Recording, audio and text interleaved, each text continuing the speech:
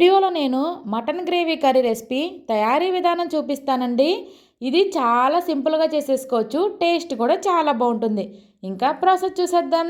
అందరికీ నమస్తే, welcome back to my channel. నేను మీ నాగలక్ష్మి. ఇక్కడ నేను 1/2 కేజీ మటన్ తీసుకున్నాను. దీన్ని శుభ్రంగా కడిగి పక్కన పెట్టుకోవాలి. నేను చెప్పే క్వాంటిటీస్ అన్నీ ఈ 1/2 కేజీకి కరెక్ట్గా సరిపోతాయి.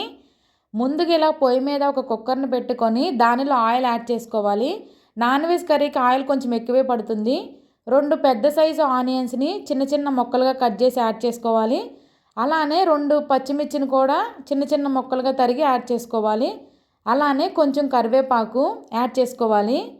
ఇందులోనే రుచికి సరిపడినంత సాల్ట్ని యాడ్ చేసుకోవాలి. అలానే చిటికెడు పసుపును కూడా యాడ్ చేసుకోవాలి. వీటన్నిటిని చక్కగా కలుపుకొని ఈ ఆనియన్స్ని కొద్దిగా వేగించుకోవాలి. ఆనియన్స్ ఇలా వేగిన తర్వాత 1 టేబుల్ స్పూన్ అల్లం వెల్లుల్లి పేస్ట్ని ఇందులో యాడ్ చేసుకోవాలి.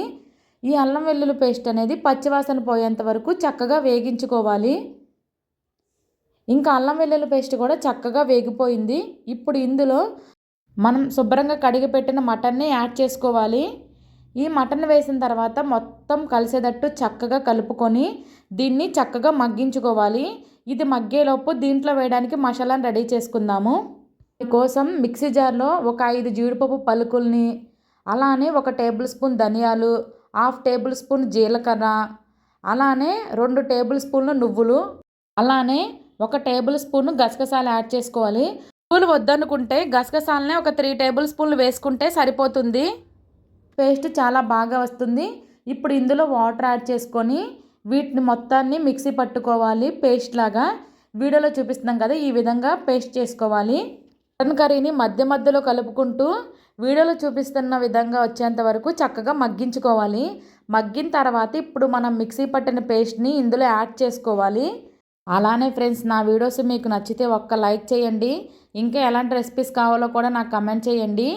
ఇప్పుడు మనం మిక్సీ పట్టిన పేస్ట్ మొత్తాన్ని ఇందులో యాడ్ చేసుకొని చక్కగా కలుపుకొని దీన్ని ఒక 2 to 3 మినిట్స్ చక్కగా మసాలాన్ని ముక్కలు పట్టేంత వరకు ఉడికించుకోవాలి. ఒక 3 మినిట్స్ తర్వాత దీంట్లోకి రుచికి సరిపడంత కారాన్ని యాడ్ చేసుకోవాలి. మీ స్పైసీకి తగ్గట్టు కారాన్ని ఇక్కడ యాడ్ చేసుకోవాలి. ఇంకా దీన్ని చక్కగా కలుపుకొని ఈ కారాన్ని కూడా ఒక 2 to 3 మినిట్స్ మంచిగా ముక్కలకు పట్టనివ్వాలి. ఇంకా ఒక 2 మినిట్స్ తర్వాత దీనిలోకి వాటర్ యాడ్ చేసుకోవాలి. 350 ml వాటర్ని ఇక్కడ యాడ్ చేసుకోవాలి. ఇంకా ఈ వాటర్ వేసిన తర్వాత దీన్ని చక్కగా కలుపుకోవాలి. కలుపుకొని ఇంకా దీని మీద మూతను పెట్టేసుకోవాలి. ఒక 5 నుండి 6 విజిల్స్ రానివ్వాలి. ఇంకా విజిల్స్ అన్నీ అయిపోయిన తర్వాత ప్రెషర్ అంతా పోయిన తర్వాత మీకు తీసి చూపిస్తున్నాను. చూడండి మూత. ఇక్కడ చూడండి, ఒక్కసారి మనకి మొక్క ఉడికిందో లేదో చెక్ చేసుకోవాలి. ఉడకపోతే మళ్ళీ 1 కానీ 2 కానీ విజిల్స్ వేసుకుంటే సరిపోతుంది. మీకు అంతా కుక్ అయిన తర్వాత ఒక్కసారి ఈ స్టేజ్లో సాల్ట్ కారం సరిపోయిందో లేదో చెక్ చేసుకోవాలి. సరిపోతే ఇక్కడే యాడ్ చేసుకోవాలి. యాడ్ చేసుకొని ఇక్కడున్న వాటర్ని దగ్గరగా అయ్యేంత వరకు ఉడికించుకోవాలి. మళ్ళీ స్టవ్ ఆన్ చేసేసి దీన్ని ఉడికించుకోవాలి. ఇది గ్రేవీ మొత్తం దగ్గర కావడానికి ఒక 5 మినిట్స్ అలా పడుతుంది. ఇంకా దీన్ని చక్కగా ఉడికించుకుంటూ మధ్య మధ్యలో కలుపుకోవాలి. ఇంకా గ్రేవీ అనేది ఈ స్టేజ్లోకి వచ్చిన తర్వాత ఫైనల్గా దీంట్లో కొత్తిమీరని యాడ్ చేసేసుకోవాలి.